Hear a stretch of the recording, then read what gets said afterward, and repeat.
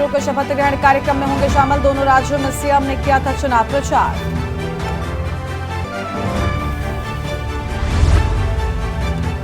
भाजपा पुराने नेताओं को देगी बड़ी जिम्मेदारी। पुराने नेताओं के अनुभवों के जरिए ही बनेगा प्लान। हर लोकसभा क्षेत्र से बुजुर्ग नेताओं को मिलेगा जिम्मा।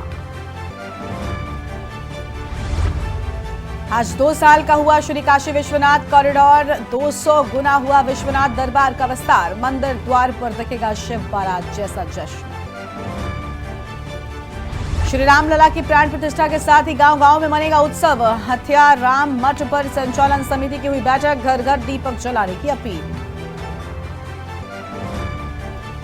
पीलीभीत में बाघ की चहलकदमी का वीडियो। बाघ को देखकर राहगीरों की थमी सांसें। राहगीरों ने वीडियो बनाकर सोशल मीडिया पर डाला।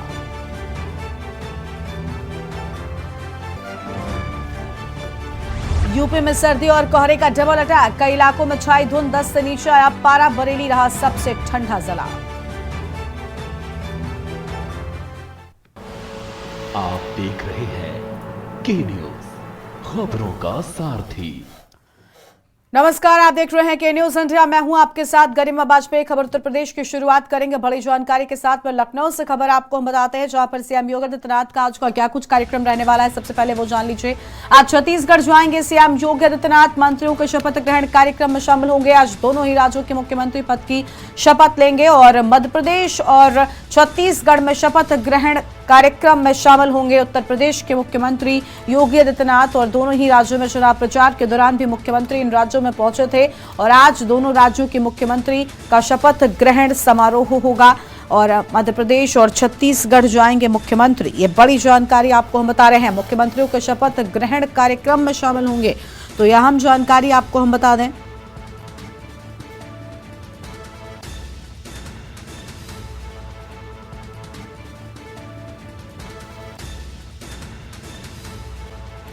तो यह हम खबर आपको हम बता रहे हैं लखनऊ से, जहां पर सीएम योगी आदित्यनाथ का आज का क्या कुछ कार्यक्रम है वो आपको हम बता रहे हैं।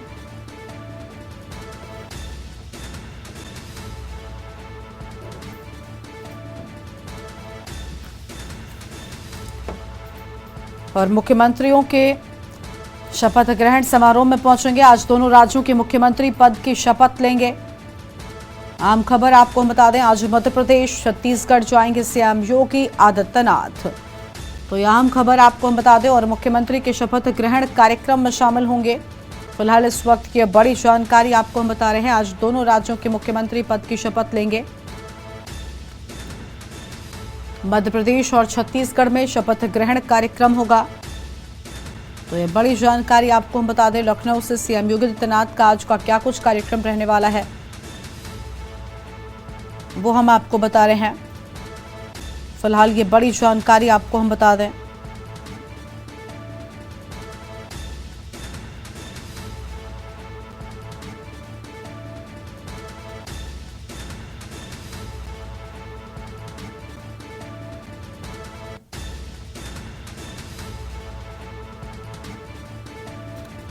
मुख्यमंत्रियों के शपथ ग्रहण कार्यक्रम में शामिल होंगे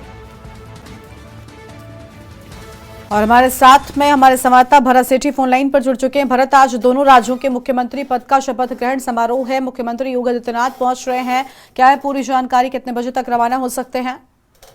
देखिए, बता दें कि जो मुख्यमंत्री पद का शपथ ग्रहण है, दोनों राज्यों में मुख्यमंत्री शपथ लेंगे, जिसको लेकर उत्तर प्रदेश के मुख्यमंत्री योगी आदित्यनाथ आज वहां पहुंचेंगे और शपथ कार्यक्रम में हिस्सा लेंगे। बता दें कि लगभग यहाँ से जो मुख्यमंत्री योगी आदित्यनाथ का जो निकलने का समय है।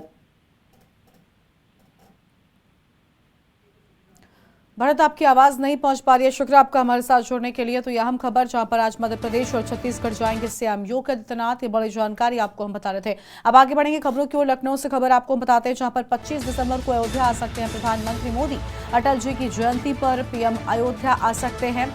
श्री राम एयरपोर्ट का उद्घाटन कर सकते हैं प्रधानमंत्री और 25 दिसंबर को प्रधानमंत्री मोदी का अयोध्या दौरा प्रस्तावित। अहम जानकारी आपको हम बता रहे हैं। फिलहाल इस वक्त की बड़ी खबर,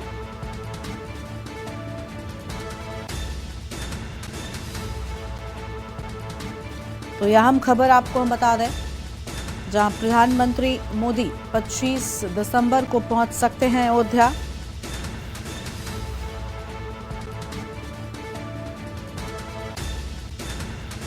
और ये अहम जानकारी आपको हम बता दें, 25 दिसंबर को प्रधानमंत्री मोदी का अयोध्या दौरा प्रस्तावित। लखनऊ से खबर, 25 दिसंबर को अयोध्या आ सकते हैं प्रधानमंत्री नरेंद्र मोदी। अटल जी की जयंती पर अयोध्या आ सकते हैं।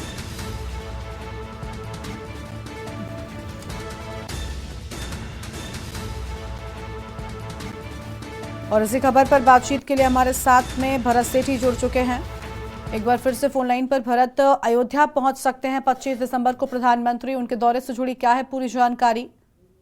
देखिए, बिल्कुल आपको बता दें कि 25 दिसंबर को अयोध्या जो प्रधानमंत्री है नरेंद्र मोदी पहुंच सकते हैं। राम मंदिर के निर्माण जो चल रहा है, प्राण प्रतिष्ठा है, वो 22 जनवरी को है, जिसको लेकर जो पूरी तैयारियां हैं वो कर दी गई हैं। और ये अब जो समझता ये जताया जा रहा है कि प्राण प्रतिष्ठा से पहले देश के प्रधानमंत्री मोदी जी पहुंच सकते हैं अयोध्या, जिसको लेकर जो तैयारियां हैं वो लगभग पूरी की जा रही हैं। और ये भी अंदेशा लगाया जा रहा है कि उस बीच जो एयरपोर्ट है, जो अयोध्या में एयरपोर्ट बन रहा है, उसका भी उद्घाटन कर सकते हैं। तमाम जो चीजें हैं वो है, उसको लेकर प्रशासन भी पूरी तरह से तैयारियां कर रहा है। और अयोध्या को लेकर ये पहले जताया जा ही रहा था कि प्रधानमंत्री प्राण प्रतिष्ठा से पहले अयोध्या जा सकते हैं, क्योंकि मुख्यमंत्री योगी आदित्यनाथ जब उनसे मिलने गए थे दिल्ली, तब वहां पर ये चर्चा हुई थी। तो प्रधानमंत्री ने ये जरूर कहा था कि हम पहुंचेंगे, लेकिन अब ये 25 तारीख को पहुंच रहे हैं, जिसको लेकर प्रशासन भी अलर्ट मोड पर है और पूरी तैयारियां कर रहा है। जी बिल्कुल, साफ तौर पर प्रशासन ने अपनी तैयारियां पूरी करती हैं और जिस तरीके से हम देख पा रहे हैं कि दौरा प्रस्तावित है, उसको लेकर यह अहम जानकारी सामने आ रही है। शुक्रिया आपका भरत, हमारे साथ जोड़ने के लिए। आम खबर, 25 दिसंबर को अयोध्या पहुंच सकते हैं प्रधानमंत्री नरेंद्र मोदी। आगे बढ़ते हैं खबरों की ओर। लखनऊ से खबर आपको हम बता दें, सूत्रों के हवाले से बड़ी खबर सामने आ रही है। यूपी में लोकसभा सीटों को लेकर पार्टियों का दावा शुरू हो चुका है। सुहेलदेव भारतीय समाज पार्टी ने 3 सीटें मांगी हैं और सुभाषपा ने चंदौली, गाजीपुर, घोसी सीट की दावेदारी की है। अपना दल एस ने भी 5 सीटों पर दावेदारी पेश कर दी है। मिर्जापुर, प्रतापगढ़, अंबेडकर नगर, फतेहपुर जालौन सीट पर मांगी। और आपको बता दें कि निषाद पार्टी ने भी पूर्वांचल की सीटों पर दावेदारी पेश कर दी है। ये बड़ी खबर आपको हम बता रहे हैं।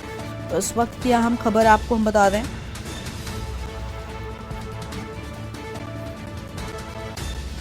और हमारे साथ भरत सेठी इसी खबर पर अधिक बातचीत के लिए जुड़ चुके हैं। भरत, मिर्जापुर, प्रतापगढ़, अंबेडकर नगर, फतेहपुर जालौन सीट, इन सभी सीटों को लेकर या फिर बाकी के अन्य जो सीटें हैं, जो भी दल एक्टिव हैं उत्तर प्रदेश में, इन दलों ने अपने अपने समीकरण जहां पर दुरुस्त है उन सीटों को लेकर दावेदारी करना भी शुरू कर दिया है। सूत्रों के हवाले से बड़ी जानकारी सामने आई है और इस सब के साथ अब ऐसा लग रहा है कि चुनाव बहुत नजदीक है और अब सीटों को लेकर जो बंटवारे होने हैं अलग अलग दलों में, चाहे वो एनडीए हो या फिर जिस तरीके से जो इंडिया अलायंस बना है ये हो, कहीं ना कहीं अब हलचल तेज होने वाली है राजनीतिक।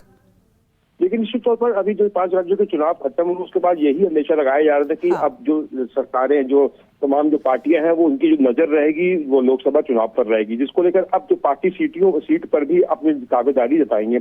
अगर बात करें एनडीए की, जो तमाम जो एनडीए के सपोर्टर्स हैं, एनडीए में जो शामिल हैं, वो अपनी सीट को लेकर जो मजबूती दिखाने के लिए स्टार्ट हो चुके हैं कि ये हमारे एरिया है, यहाँ पर हम मजबूत हैं, यहाँ की जो टिकट है हमको दी जाए।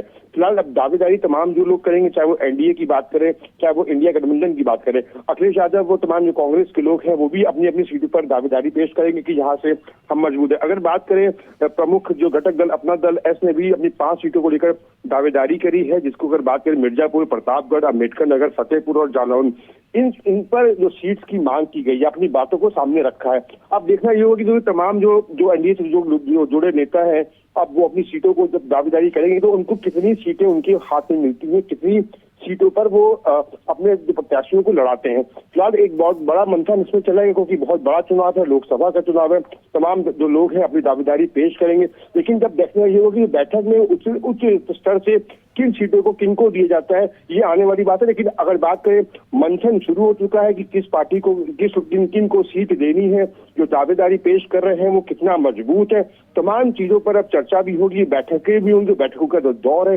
वो लगातार जारी रहने वाला है। जी बिल्कुल, बैठकों का दौर जारी रहने वाला है। देखना है क्या कुछ होता है, किन सीटों पर सहमति बनती है, किन सीटों को लेकर विवाद होता है, ये भी देखना भी बहुत अहम होगा। शुक्रिया आपका फिलहाल के लिए, लेकिन बने रहो हमारे साथ में, हम आगे भी आपसे अपडेट लेंगे। तो ये बड़ी जानकारी जहां पर अब सीटों के बंटवारे को लेकर दावेदारियां भी शुरू हो चुकी हैं और सीटों पर दावेदारी अलग अलग दलों की ओर से पेश की जानी शुरू की जा चुकी है। ये बड़ी खबर आपको हम बता रहे थे। और अगली खबर पे लखनऊ से ही है, जहां पर रात 8 बजे के बाद भी कोचिंग संस्थानों में पढ़ सकेंगी बेटियां। उच्च शिक्षा विभाग ने 30 अगस्त को जारी आदेश वापस लिया। लड़कियों के लिए रात 8 बजे के बाद क्लास पर रोक लगी थी। पुरुष महिलाओं के लिए अलग अलग शौचालय की भी व्यवस्था करनी होगी। होटल में सीसीटीवी कैमरे अनिवार्य, माफ कीजिएगा, हॉस्टल में पूरी तरीके से सीसीटीवी कैमरे अनिवार्य रूप से लगाने होंगे। ये बड़ी जानकारी आपको हम बता रहे हैं। भरत हमारे साथ में जुड़ चुके हैं। भरत, अब रात 8 बजे के बाद भी जो बेटियां हैं वो ट्यूशन के लिए जा सकती हैं, क्योंकि पहले रोक लगी हुई थी लेकिन अब उसे हटा दिया गया है। हालांकि कुछ नियम है जो बरकरार है, जैसे कि हॉस्टल में कैमरे लगाए होना अनिवार्य है और पुरुष और महिलाओं के लिए अलग अलग शौचालय की भी व्यवस्था होनी चाहिए। इससे कहीं ना कहीं सुविधाएं जो हैं वो बढ़ जाएंगी और आसानी होगी। भरत, देखिए, निश्चित तौर पर जिस तरीके से पहले रोक लगाई गई थी कि 8 बजे के बाद जो लड़कियां हैं, जो महिलाएं हैं, वो कोचिंग सेंटर्स में नहीं जाएंगी, लेकिन अब वो रोक है जो हटा दी गई है। कोचिंग संस्थानों पर अब लड़कियां 8 बजे के बाद भी पढ़ सकती हैं जिस तरीके से। लेकिन अब जो रूल्स है, रेगुलेशंस को फॉलो करना पड़ेगा। हर जगह सीसीटीवी कैमरे लगे रहेंगे जो ऑनलाइन चलेंगे। तमाम चीजों पर लड़कियों की सेफ्टी के लिए जो तमाम चीजें रखी गई हैं उसको जो प्रमुखता से रखा जाएगा कि किसी प्रकार की जो लड़कियों को, जो छात्राओं को कोई समस्या पैदा ना हो। चाहे वो कोचिंग संस्थानों की बात कर ले, चाहे उच्च शिक्षा संस्थानों की बात कर ले, चाहे जो हॉस्टल्स की बात कर ले, जहां जहां लड़कियां रहती हैं, जहां पढ़ने आती हैं, पढ़ने जाती हैं, वहां पर तमाम जो इंतजाम है सुरक्षा के लड़कियों के लिए विशेष तौर पर रखने के लिए कहा गया है। लौटते हैं आपके पास फिलहाल के लिए। शुक्र आपका। तो यह हम जानकारी, जहां पर हॉस्टल में सीसीटीवी कैमरे अनिवार्य रूप से लगाने होंगे, बड़ी जानकारी आपको हम बता रहे हैं। और अब ये रोक हट दी गई है। रात 8 बजे के बाद भी कोचिंग संस्थानों में बेटियां पढ़ सकेंगी। अगली खबर पे लखनऊ से ही है, जहां पर अटल गीत गंगा के संबंध में कल बैठक होगी। श्रद्धेय अटल बिहारी वाजपेयी की जयंती पर पूर्व संध्या पर कार्यक्रम होंगे और श्रद्धेय पंडित अटल बिहारी वाजपेयी मेमोरियल फाउंडेशन का कार्यक्रम 24 दिसंबर को अटल जी की जयंती की पूर्व संध्या पर कार्यक्रम अटल गीत गंगा के संबंध में कल राजभवन कॉलोनी में बैठक की बात सामने आई है। तो लखनऊ से बड़ी जानकारी आपको बता रहे हैं। और भरत सेठी हमारे साथ में जुड़ चुके हैं। भरत, अटल बिहारी वाजपेयी जी की जयंती की पूर्व संध्या पर कार्यक्रम को लेकर तैयारियां तेज हो गई हैं, क्या है पूरी जानकारी आपके पास? देखिए, बिल्कुल बता दें कि अटल बिहारी वाजपेयी की जयंती है, उसको लेकर तमाम जो तैयारियां हैं वो पूरी की जा रही हैं। तमाम जो कार्यक्रमों के आयोजन होने हैं उसको लेकर कमर कस ली गई है। बिल्कुल भरत, लौटेंगे आपके पास में। आपकी आवाज नहीं मिल पा रही है फिलहाल। तो यहाँ हम जानकारी, जहां पर श्रद्धेय पंडित अटल बिहारी वाजपेयी मेमोरियल फाउंडेशन का कार्यक्रम और जिसको लेकर तैयारियां पूरी कर ली गई हैं। 24 दिसंबर को अटल जी की जयंती की पूर्व संध्या पर कार्यक्रम की बात सामने आई है। फिलहाल ये अहम जानकारी आपको हम बता रहे हैं, इस वक्त की अहम खबर।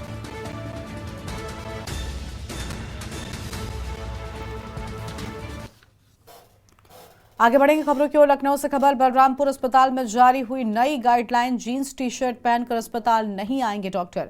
सरकारी अस्पतालों के डॉक्टर्स को फॉर्मल ड्रेस में आने के निर्देश दिए गए हैं। महानिदेशालय के आदेश के बाद अस्पताल प्रशासन ने आदेश जारी कर दिया है। फिलहाल ये बड़ी जानकारी आपको हम बता रहे हैं। आदेश जारी किए जाने की बात सामने आई है, इस वक्त की अहम जानकारी आपको हम बता रहे हैं। और अहम जानकारी आपको हम बता दें, चतुर्थ श्रेणी के कर्मचारियों के लिए पहले से ही ड्रेस कोड लागू है। तो चतुर्थ श्रेणी के कर्मचारियों के लिए पहले से ही ड्रेस कोड लागू होने की बात, और यह अहम खबर आपको हम बता रहे हैं।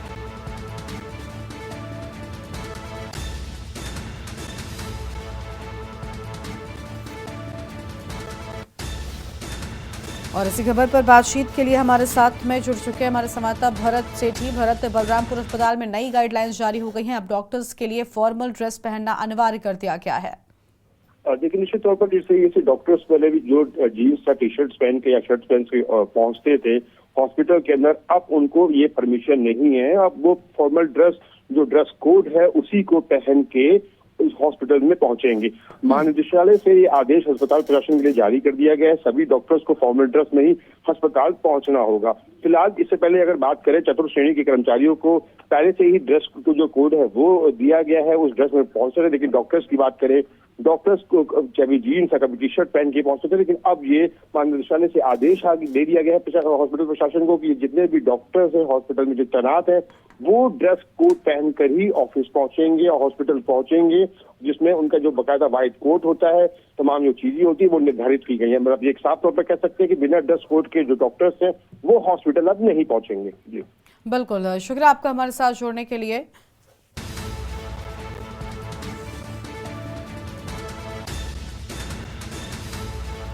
महानिदेशालय के आदेश के बाद अस्पताल प्रशासन ने आदेश जारी कर दिया है। सरकारी अस्पतालों को डॉक्टर्स को फॉर्मल ड्रेस में आने के निर्देश दे दिए गए हैं। आगे बढ़ेंगे खबरों की ओर। लखनऊ से खबर, अटल के नाम पर होगा गोमती नगर स्टेशन, प्रज्ञान रोवर के नाम पर होगा राजाजीपुरम का F ब्लॉक चौराहा, अमीनाबाद इंटर कॉलेज के पार्क में लगेगी शिवाजी की प्रतिमा। ये बड़ी जानकारी आपको हम बता रहे हैं। नगर निगम कार्यकारिणी की बैठक में रखा जाएगा प्रस्ताव। नगर निगम कार्यकारिणी में रखे जाएंगे कुल 11 प्रस्ताव। ये बड़ी खबर आपको हम बता रहे हैं। इस वक्त की अहम खबर, नगर निगम कार्यकारिणी की बैठक में प्रस्ताव रखे जाने की बात सामने आई है। तो यह हम खबर आपको हम बता दें।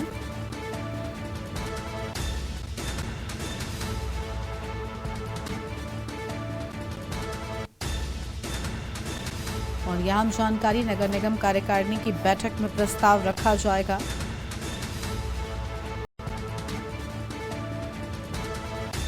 यह हम खबर आपको हम बता रहे हैं। फिलहाल इस वक्त की बड़ी जानकारी।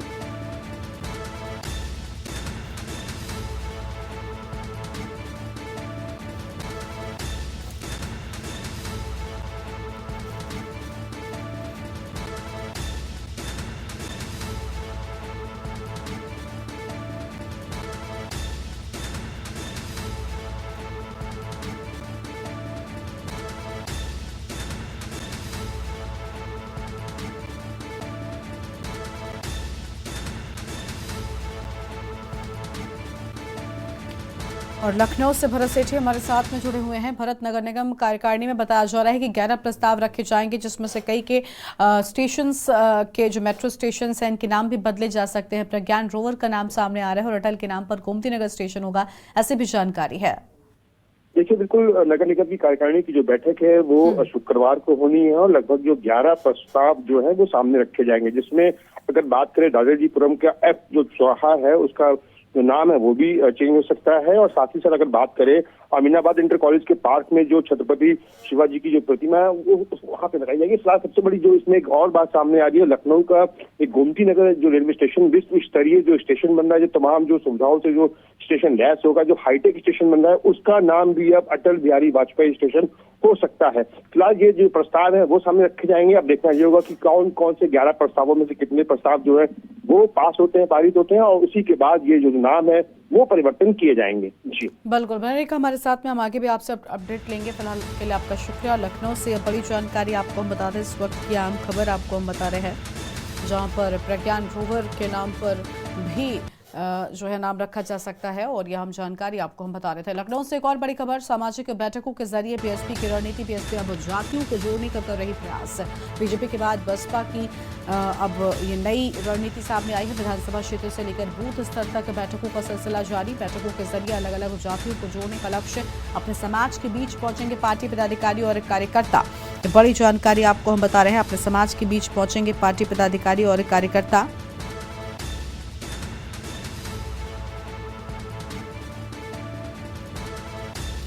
फिलहाल यह अहम खबर आपको हम बता रहे हैं।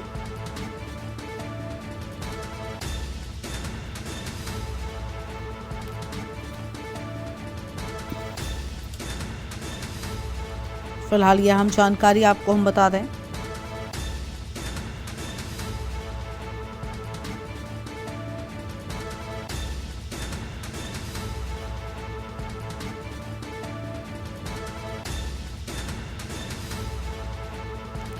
और यह हम खबर आपको हम बता दें।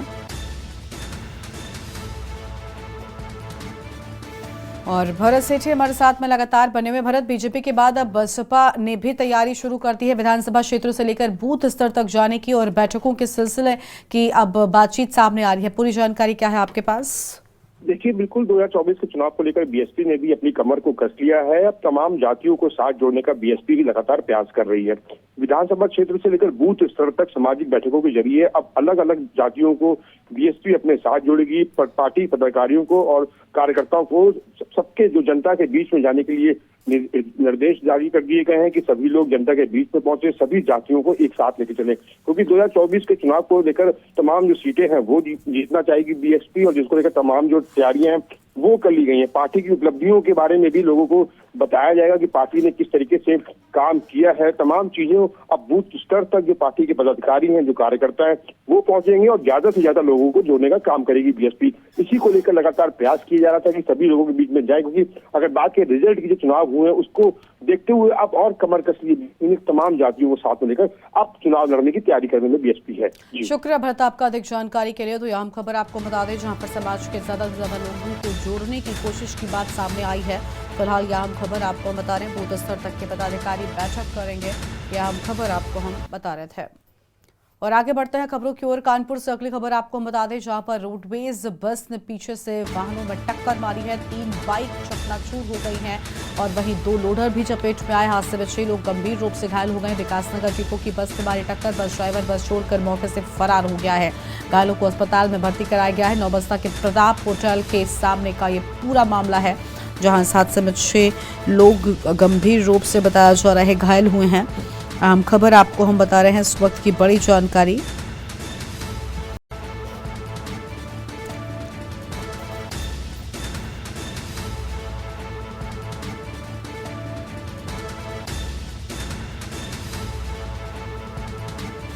और फिलहाल ये बड़ी जानकारी आपको हम बता दें।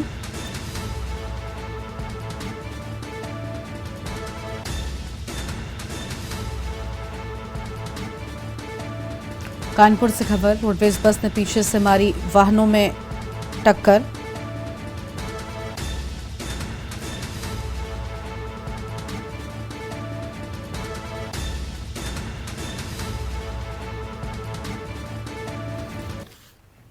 और अब आगे बढ़ते हैं खबरों की ओर। अगली बड़ी जानकारी आपको हम बताएंगे बुलंदशहर से, जहां पर सर्दी का सितम बढ़ गया है। घने कोहरे की चादर में ढका शहर। कोहरे के चलते रफ्तार पर लगी ब्रेक लाइट जलाकर वाहन चलाने को वाहन चालक मजबूर नजर आ रहे हैं। बुलंदशहर के ग्रामीण क्षेत्र की तस्वीर सामने आई है।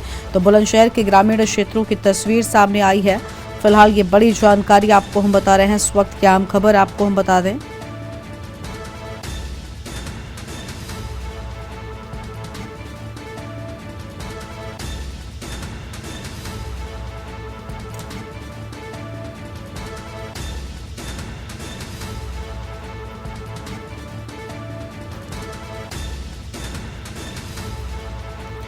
फिलहाल यह अहम जानकारी आपको हम बता दें।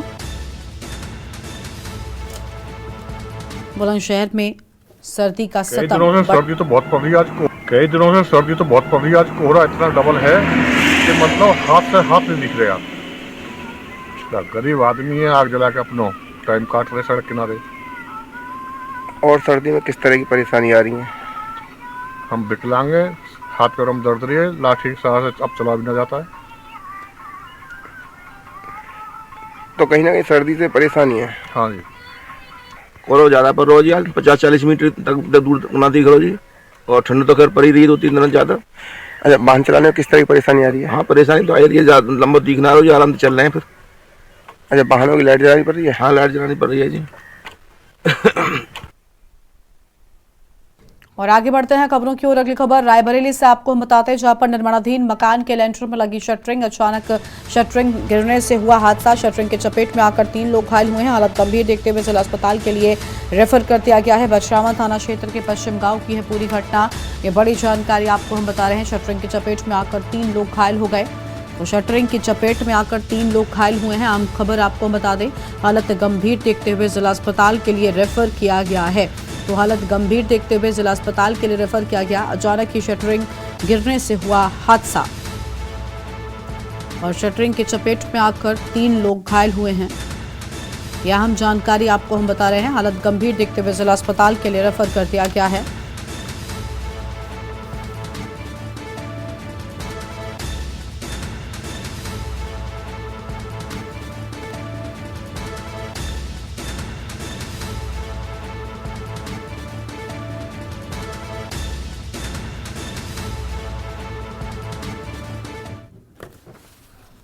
प्रतुल पांडे ये डिस्ट्रिक्ट हॉस्पिटल रायबरेली। डॉक्टर साहब 2 मजदूर आए घायल। हाँ, मुकेश कुमार और बिंदु, दोनों की उम्र 22 साल 23 साल है। एक की तो बछरावा से रेफर हैं वो, और एक के सर पे थोड़ा सा खरोच है और एक के चेहरे पे चोट है। तो दोनों का फर्स्ट एड करके एडमिट कर दिया। देवबंद से अगली खबर आपको हम बता दें, जहां पर भाकियू नेता राकेश टिकैत के स्वागत में हंगामा हो गया। स्वागत के दौरान कार्यकर्ताओं में झड़प हो गई। भाकियू पश्चिमी प्रदेश सचिव को कार्यकर्ताओं ने निकाला बाहर। प्रदेश उपाध्यक्ष पश्चिमी प्रदेश सचिव के बीच में बहस हुई है। बहस के दौरान राकेश टिकैत मामला देखते रहे और टिकैत के सुरक्षाकर्मी कार्यकर्ताओं ने सचिव को निकाला है। देवबंद के थाना नागल क्षेत्र का बताया जा रहा है मामला। सोशल मीडिया पर वायरल मामले का वीडियो। तो यहाँ जानकारी देवबंद से आपको हम बता रहे थे, जहां पर स्वागत को लेकर हंगामा हो गया है। ये बड़ी जानकारी आपको हम बता दें।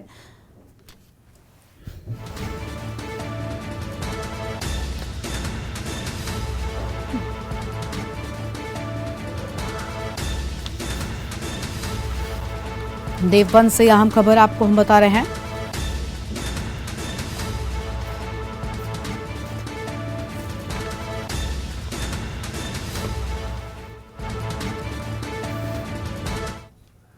मेरठ से खबर आपको हम बताते हैं, जहां पर देर रात मेरठ के 6 सीओ के हुए तबादले। अमित राय एटा, अरविंद चौरसिया का उन्नाव तबादला हुआ है। रूपाली राय मुजफ्फरनगर, आशीष शर्मा का मथुरा तबादला। पूनम सरोही, देवेश सिंह का कमिश्नरेट आगरा तबादला हुआ है। बड़ी जानकारी आपको हम बता रहे हैं। इस वक्त की आम खबर, रूपाली राय मुजफ्फरनगर, आशीष शर्मा का मथुरा तबादला होने की बात सामने आई है।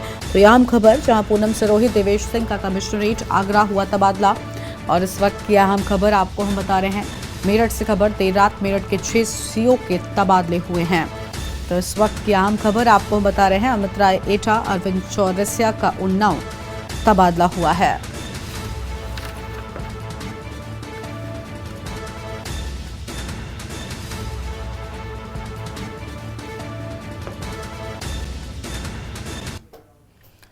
एटा से खबर, डीएम ने दिखाया सख्त तेवर। पीएससी का चला हंटर। 3 अध्यापक निलंबित किए गए हैं। 2 अध्यापक सहित 1 सहायक अध्यापक मिले अनुपस्थित। ग्रामीणों ने बताया स्कूल नहीं आते टीचर। दूसरी कार्रवाई में प्राथमिक स्कूल ही मिला बंद। स्कूल के खुलने और बंद होने का समय नहीं निर्धारित। स्कूल के प्रिंसिपल इंद्रेश कुमार हुए निलंबित। और बेगमपुर प्राथमिक विद्यालय पर हुई तीसरी बड़ी कार्रवाई। इंचार्ज प्रधानाध्यापक शालिनी दुबे निलंबित हुई हैं।